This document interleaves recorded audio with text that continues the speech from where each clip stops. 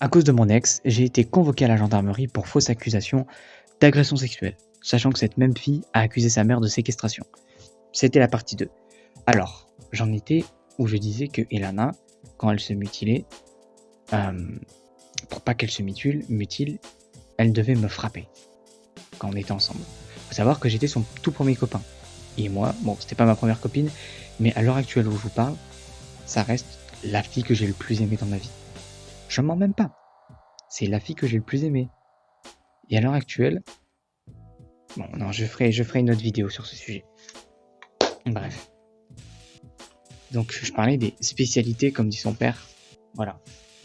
Faut savoir que si elle m'a quitté, c'est à cause de problèmes, à cause de ses copines, et de la corruption en mode sa meilleure amie qui était en mode ouais, mais tu sais, les garçons, faut pas leur faire confiance, enfin bref. Alors qu'elle avait très confiance en moi. Vous savez, moi, j'agissais, c'est comme ça que sa mère le décrivait, comme un tranquillisant. Elle avait ses moments de colère envers ses frères et sœurs, ses parents. Elle rentrait des cours et était agacée. On vivait dans la même maison. Je l'ai vu chez ses parents. Donc, elle avait juste à venir me voir et on passait un bon temps. On baisait pas forcément, hein, mais voilà. Enfin bref, donc là, il y a cette situation. Mais il faut savoir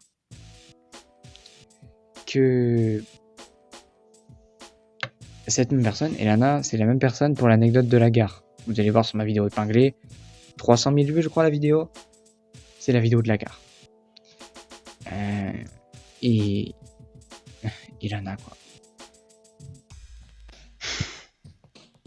Elle m'accuse d'agression sexuelle, alors qu'elle, elle a accusé sa mère de séquestration. Déjà, est-ce que vous me voyez, moi, là, avec ma tête, agresser quelqu'un sexuellement? Juste agresser quelqu'un.